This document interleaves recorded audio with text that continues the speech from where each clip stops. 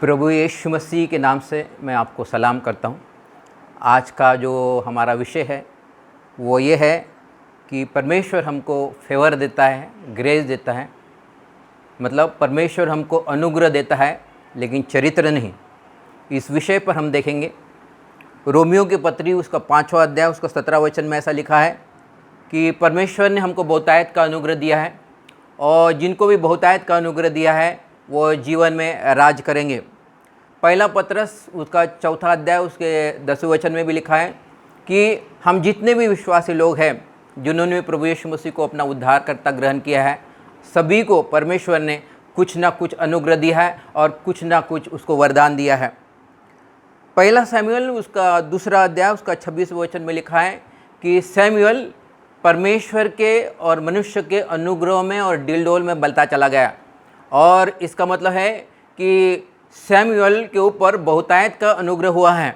और बाइबल ये भी कहती है कि परमेश्वर उसके किसी शब्द को नीचे नहीं गिरने देता।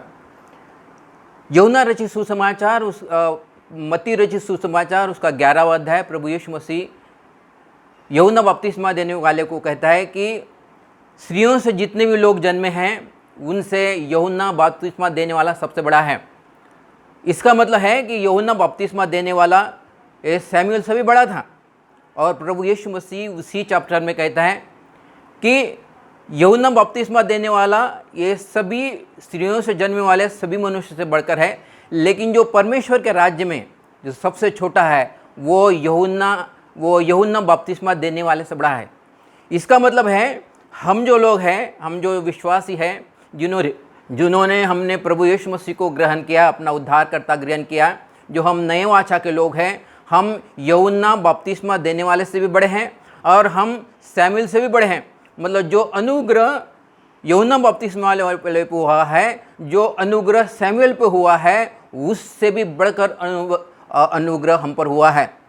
और लूका रचित सुसमाचार और उसका पहला अध्याय उसका 28 और 28 से लेकर 29 में लिखा है कि मरियम जो थी उसके जीवन पे परमेश्वर का बहुतायत का अनुग्रह हुआ है। और यहाँ पर हम अनुग्रह के बारे में देखेंगे कि कैसे हमारे ऊपर अनुग्रह हुआ है, बहुतायत का अनुग्रह हुआ है, परमेश्वर ने हमको वरदान दिया है। तो प्रियो, ये जो हमको जो वरदान जो दिया है, ये वरदान जो हमको जो परमेश्वर ने जो फेवर दिया है उसके पीछे मकसद है। इसके पीछे मकसद ये है कि ये वरदान के द्वारा जो हमको मिला है, जो अनुग्रह हमको मिला है, इसके द्वारा हम अपने चरित्र को विकसित करें। और इसका सुंदर सा उदाहरण लूका रचित सुसमाचार उसका पहला अध्याय में लिखा है।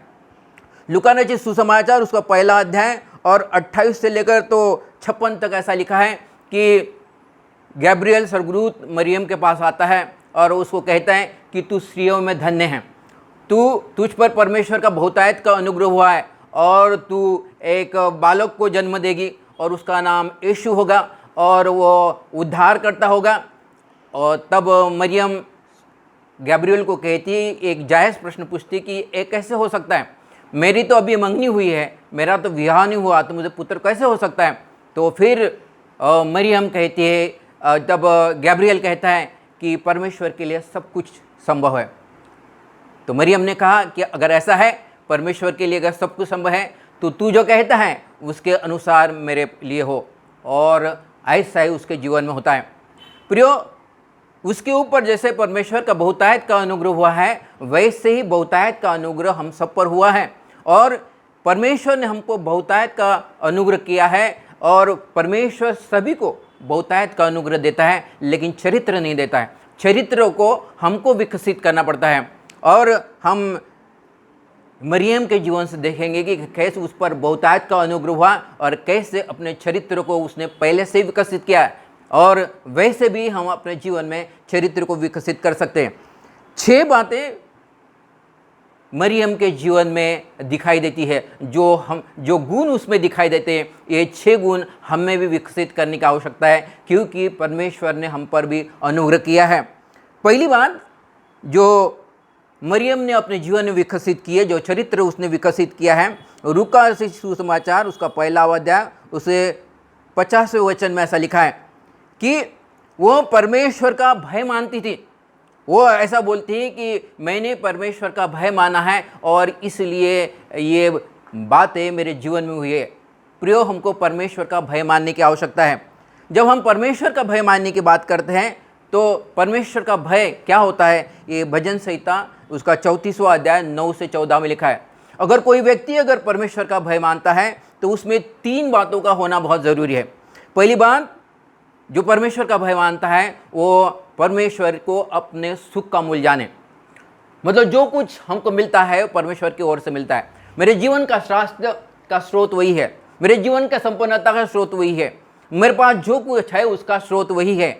इसको बोलते हैं परमेश्वर को अपना सुख का मूल्य जान। जो परमेश्वर का भय मानता है उसमें पहली बात होती है कि वो हमेशा परमेश्वर को अपने सुख का मूल्य जानता है। और मरियम हमेशा अपने जीवन में परमेश्वर के अपने सुख का मूल्य जानती थी। दूसरी बात, ये भजन संहिता उसका 34वां अध्याय लिखा है कि जो व्यक्ति परमेश्वर का भय मानता है वो हमेशा अपने जुबान पर नियंत्रण करता है। वो किसी को शाप नहीं देता है, लेकिन वो आशीषित करता है और मुंह से उसके छल कपट की बातें नहीं निकलती है। परमेश्वर का भय मानना मतलब जुबान पर नियंत्रण करता है। और परमेश्वर का भय मानना मतलब शांति की खोज करना, मेल मिलाप की खोज करना, कभी भी भाइयों के बीच में मेल मिलाप करना, उनमें द्वेष या फिर कोई ऐसी बातें नहीं बोलना जिसके द्वारा झगड़ा हो सकता है। मरियम कहती है कि मैंने परमेश्वर का भय माना है, मैंने अपने जीवन में परमेश्वर का भय रखा है। तो प्रियो, हमको परमेश्वर अनुग्रह करता है, हम पर अनुग्रह करता है, लेकिन उसका मकसद है हम हमारा चरित्र को हम बनाएं। और चरित्र हम कैसे बना सकते हैं कि ये 6 गुणों के द्वारा हम अपने चरित्र को बना सकते हैं, क्योंकि चरित्र बनाने की जिम्मेदारी परमेश्वर ने हम पर दी है। हमको ये चरित्र बनाना पड़ता है। जैसे मरियम ने ये चरित्र को अपने जीवन में बनाया, वो परमेश्वर का भय मानती थी। दूसरी बात, ये लूका रचित सुसमाचार उसका 1 अध्याय उसका 48 वचन में ऐसा लिखा है कि मरियम कहती है कि परमेश्वर ने मेरे दीनता पर दृष्टि की है, परमेश्वर ने मेरे दीनता पर दृष्टि की है। इसका मतलब ये होता है कि मरियम का जीवन हमेशा दीनता से भरा था, उसका जीवन नम्रता से भरा था।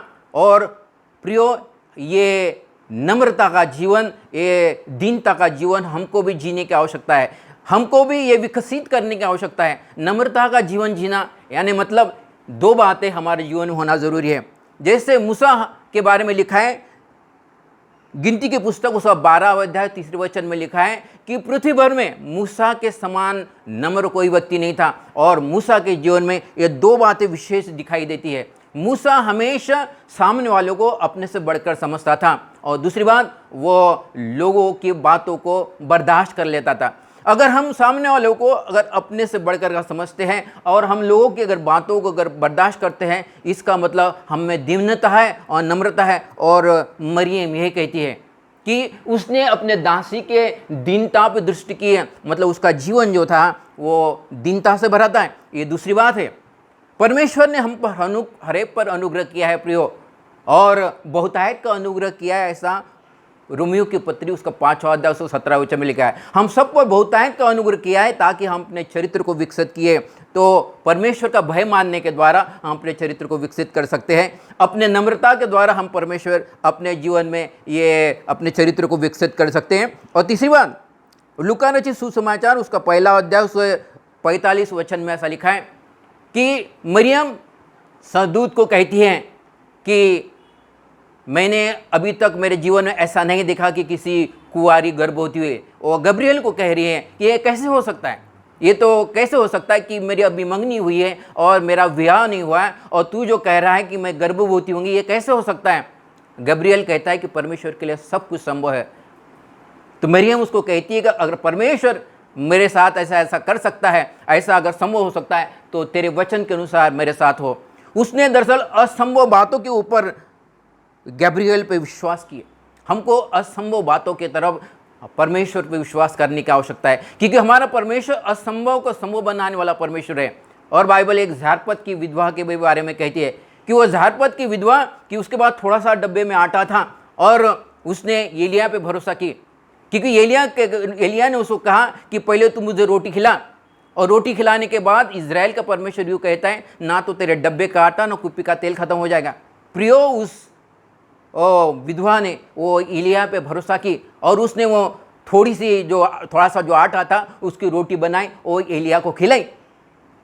उसने भी असंभव बातों को उसने विश्वास किए। हमको भी असंभव बातों को विश्वास करने की आवश्यकता है कि परमेश्वर असंभव बातों को हमारे जीवन में संभव बनाएगा। ये तीसरी बात मरियम ने अपने जीवन में की। चौथी बात, लूका रचित सुसमाचार उसका 1 अध्याय 30 से 38 में लिखा है कि गब्रियल मरियम को कहता है कि तू गर्भवती होगी और उसका नाम यीशु होगा। वो उद्धार करता होगा, वो दुनिया का पाप, संसार का पाप अपने ऊपर लेगा और वो क्रूस पे मारा जाएगा, वो लहू बहाएगा, वो मारा जाएगा, गाड़ा जाएगा, तीसरे दिन जी उठेगा। ये परमेश्वर की जो योजना है, वो परमेश्वर की योजना को उसने यस कहा। कई बार हमारे जीवन में जो परमेश्वर की जो योजना रहती है वो भले की होती है, हमको समझ में नहीं आता है। मरियम को भी वो समझ में नहीं आया, लेकिन वो कहती है कि तू जो कहता है वो योजना को मैं सहमत करती हूँ, उसको मैं सहमति देती हूँ। और परमेश्वर की योजना को उसने सहमति दी। हमको परमेश्वर की योजना जो हमारे जीवन में है उसमें सहमत होना की आवश्यकता है। इब्राहिम को परमेश्वर ने कहा कि तू अपने देश को छोड़, अपने रिश्तेदारों को छोड़, अपने पिता के घर को छोड़ और ऐसे जगह पे चला जा जो मैं तुझे दिखाऊंगा। और परमेश्वर कहता है कि जो मैं तुझे एक बड़ा राष्ट्र बनाऊंगा, मैं तुझे आशीषित करूंगा और तुझ में पूरे दुनिया, पूरा पृथ्वी आशीषित होगी। और जो तुझे आशीषित करेगा मैं उसको आशीषित करूंगा, जो तुझे कोसेगा मैं उसको कोसूंगा। परमेश्वर की जो योजना थी, ये योजना को इब्राहिम भी सहमत हुआ। हमको जो परमेश्वर की योजना है कई बार हमको समझ में नहीं आती, लेकिन हमको परमेश्वर की योजना में सहमत होने की आवश्यकता है। ये दरअसल चौथी बात ये मरियम ने की, उसने परमेश्वर की योजना में सहमति दी। प्रियो, परमेश्वर हम पर अनुग्रह तो करता है, परमेश्वर हम पर बहुतायत का अनुग्रह तो करता है, लेकिन हमको चरित्र नहीं देता है। लेकिन चरित्र को हमको विकसित करना पड़ता है। जैसे मरियम ने अपने जीवन में अपने चरित्र को उसने विकसित किए, उसने परमेश्वर का भय मानी, वो दीनता से जी, उसने असंभव बातों को पर भी भरोसा किए और परमेश्वर की योजना को भी उसने क्या कही, यस कही। परमेश्वर की योजना में उसने सहमति दी। अभी पांचवी बात, लूका रचित सुसमाचार उसका 1 अध्याय उसका 46 और 47 वचन में लिखा है। वो कहती है कि मेरा मन परमेश्वर की बड़ाई करता है, मेरा मन परमेश्वर की महिमा करता है। वो कहते हैं कि मैं अपने परिस्थिति को नहीं, अपने तकलीफ को नहीं, अपने कमी घटी को मैं बार बार जिक्र नहीं करती। जब भी हम अपने परिस्थिति को, अपने प्रतिकूल परिस्थिति को, हमारे परेशानी को बार बार अगर हम जिक्र करते हैं, इसका मतलब हम अपनी परिस्थिति को मैग्नीफाई कर रहे हैं, हम परिस्थिति को बढ़ाई दे रहे हैं। हमको परिस्थिति को बढ़ाई नहीं करना है, हमको परिस्थिति को कम करना है और परमेश्वर की बढ़ाई करना है। और मरियम ये कहती कि मेरा मन परमेश्वर की बड़ाई करता है, मेरा मन परमेश्वर की महिमा करता है, मेरा मन उसकी स्तुति करता है, मेरा मन उसकी आराधना करता है, क्योंकि उसके विचार मेरे लिए भले ही के है और उसके विचार मेरे लिए अच्छे ही है और वो मेरे साथ अच्छा ही करेगा। दरअसल ये मरियम ने इस बात पे परमेश्वर की महिमा की, परमेश्वर की बड़ाई की। वो हमेशा परमेश्वर की बड़ाई करती है। शद्रक मेशक अबेदनगो के भी जीवन में ऐसा ही हुआ। जब नबूकदनेस्सर राजा ने कहा कि ये जो मूरत बनाई है मैंने, ये मूरत के सामने सब लोग दंडवत करेंगे और जो दंडवत नहीं करेंगे कि वो आग के भट्टे में डाला जाएगा। शद्रक मेशक अबेदनगो ने वो मूरत के सामने अपना दंडवत नहीं कहा और राजा बड़ा क्रोधित हुआ। नबूकदनेस्सर राजा बड़ा क्रोधित हुआ। उसने शद्रक मेशक अबेदनगो को और एक मौका दिया। वो कहना ना, अभी तुम झुको, अभी दंडवत करना, वरना तुमको आग के भट्टे में डाला जाएगा। लेकिन उसके बावजूद भी शद्रक मेशक अबेदनगो वो मूरत के सामने नहीं झुकते और फिर वो अपने नबूकदनेस्सर को कहता है कि हमारा परमेश्वर हमको धधकती आग से बचा सकता है। अगर वो नहीं भी बचाया तो भी हम तेरे मूरत के सामने हम दंडवत नहीं करेंगे। वो ऐसे समय में भी, प्रतिकूल की परिस्थिति में, जबकि मौत उनके सामने नजर आ रही थी, ऐसी भी परिस्थिति में उसने परमेश्वर की बड़ाई की। वो कहते कि हमको परमेश्वर इस परिस्थिति से हमको निकाल सकता, हमको बचा सकता है। अगर वो नहीं भी निकालता है तो भी हम तेरे मूरत के सामने दंडवत नहीं करेंगे। प्रियो, मरियम ने भी ऐसा की, अपने प्रतिकूल परिस्थिति में परमेश्वर की बड़ाई की, परमेश्वर की महिमा की। हमको भी प्रतिकूल परिस्थिति में हमारी स्थिति के बारे में नहीं, कई बार हम अपने दुख के बारे में, कई बार अपने तकलीफ के बारे में, कई बार हम अपने परेशानी के बारे में बार बार जिक्र करते हैं। जब हम बार बार जिक्र करते हैं, इसका मतलब ये होता है कि हम अपने तकलीफ़ों को मैग्नीफाई कर रहे हैं, हम अपने दुखों को मैग्नीफाई कर रहे हैं और परमेश्वर को छोटा कर रहे हैं। नहीं प्रियो, हमको परमेश्वर को मैग्नीफाई करने की आवश्यकता है, उसकी बड़ाई करने की आवश्यकता है, जैसे मरियम ने किए। ऐसा यहाँ पर लिखा है, मरियम हमेशा परमेश्वर को मैग्नीफाई करती थी, उसकी बड़ाई करती थी। ये 5वीं बात है। 6वीं बात, लूका रचित सुसमाचार उसका 1 अध्याय 139 और 56 में ऐसा लिखा है कि जब गैब्रिएल के वचन के अनुसार वो गर्भवती हो जाती है और तुरंत वहाँ से हेब्रोन में चली जाती है। हिब्रोन में दरअसल एलिशिबा नाम की उसकी रिश्तेदार थी और उसके भी जीवन में परमेश्वर ने बड़ा अद्भुत रीति से आशीर्वाद किया था और उसको गर्भवती होकर 5 महीने हो गए थे और 6वां महीना चल रहा था। अब ये जो एलिशिबा थी, दरअसल वो बांझ भी थी, एलिशिबा थी, उसकी उम्र भी 60 साल के ऊपर हुई थी। अभी उसका गर्भधारण होना सिर्फ मुश्किल ही नहीं था, लेकिन असंभव था। लेकिन उसके जीवन में ये बड़ा आश्चर्यक्रम हुआ और उसने अपने जीवन में ये जो आश्चर्यक्रम कैसे लिया, उसने कैसे परिस्थिति को कैसे हैंडल किया और उससे वो मरियम सीखना चाह रही थी। और इसलिए तुरंत जैसे गैब्रिएल ने कहा कि तू गर्भवती होंगी, उसी समय वो वहाँ से हेब्रोन में चले गए। और ये मरियम ये नाजरेत में रहती थी और नाजरेत से लेकर तो यहाँ का जो रास्ता जो हेब्रोन 130 किलोमीटर का रास्ता है, मतलब यहाँ से लेकर तो वहाँ इसलिए गए कि उससे वो कुछ सीख सके। यहाँ पर दिखाए थे कि मरियम ने शुरुआत से ही अपनी संगति सही लोगों के साथ करी। जब हम अपनी संगति सही लोगों के साथ करते हैं तो फिर हम प्रतिकूल परिस्थिति में हमको कैसे अंगीकार करना है, प्रतिकूल परिस्थिति में हमके कैसे वचन बोलना है, ये हम सीख सकते हैं। यहाँ पर ये 6वीं बात लिखा है कि हम सही संगति करें। प्रिय परमेश्वर हम पर हर एक पर अनुग्रह देता है। मैं जब यूहन्ना मत्ती रचित सुसमाचार उसका 11वां अध्याय जब पढ़ रहा था तो प्रभु यीशु मसीह के वचन को सुनकर मैं दंग रह गया। वो कहता है कि यूहन्ना बपतिस्मा देने वाला जो भविष्यवक्ता है, ये सभी भविष्यवक्ता जो जिन्होंने स्त्रियों के जन्म लिया उनसे बड़ा है। मतलब यूहन्ना बपतिस्मा देने वाला ये सैमुएल से भी बड़ा है। सैमुएल के किसी शब्दों को परमेश्वर ने नीचे नहीं गिने दिया। मतलब यूहन्ना बपतिस्मा देने वाला सैमुएल से बड़ा है, यूहन्ना बपतिस्मा देने वाला मूसा से बड़ा है। लेकिन प्रभु यीशु मसीह मत्ती रचित सुसमाचार उसके 11वें अध्याय में ये भी कहता है कि परमेश्वर के राज्य में जो छोटा सा छोटा है वो यूहन्ना बपतिस्मा देने वाले से भी बड़ा है। इसका मतलब हम पर इतना अनुग्रह किया गया है कि हम यूहन्ना बपतिस्मा देने वाले से भी बड़े हैं, हम सैमुएल से भी बड़े हैं और हम मूसा से भी बड़े हैं। प्रियो, हम पर अनुग्रह बहुतायत का अनुग्रह रोमियो की पत्री उसका 5वां अध्याय 17 वचन में लिखा है कि परमेश्वर हमको अनुग्रह करता है, हम पर वरदान देता, हमको वरदान देता है, लेकिन प्रियो हमको चरित्र नहीं देता। चरित्र विकसित करने की जिम्मेदारी हमारी है। जैसे मरियम के ऊपर भी बहुतायत का अनुग्रह हुआ, स्त्रियों में उसको धन्य माना गया, उसको बहुतायत का अनुग्रह हुआ, उसने अपने जीवन में चरित्र को विकसित किया। ये 6 गुणों के द्वारा। पहली बात, वो उसने परमेश्वर का भय मानी। दूसरी बात, उसने दीनता का जीवन जी। तीसरी बात, उसने असंभव बातों भी परमेश्वर संभव कर सकता है इसको विश्वास करी।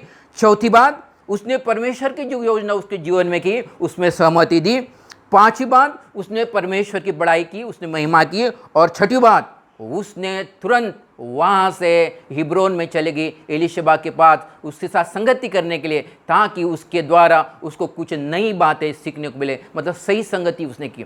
प्रियो, हमको परमेश्वर ने बहुतायत का अनुग्रह किया है, हमको हर एक वरदान दिया है, लेकिन हमको परमेश्वर ने चरित्र नहीं दिया है। चरित्र को विकसित करने की जिम्मेदारी हमारी है। और हम चरित्र कैसे विकसित कर सकते हैं? हमको पवित्र आत्मा की मदद लेने की आवश्यकता है। हम कहें कि पवित्र आत्मा तू मेरी सहायता मत कर, तेरे बिना मैं कुछ नहीं कर सकता। हर कदम पे हम पवित्र आत्मा की मदद ले और तब हम अपने चरित्र को विकसित कर सकते हैं। प्रियो, परमेश्वर अनुग्रह तो देता है, बहुतायत का अनुग्रह तो देता है, लेकिन चरित्र नहीं देता। चरित्र विकसित करने की जिम्मेदारी हमारी है। मैं समझता हूँ कि ये वचन के द्वारा आपको प्रोत्साहन मिला होगा, आपको उत्साह मिला होगा। परमेश्वर आपको आशीष दे।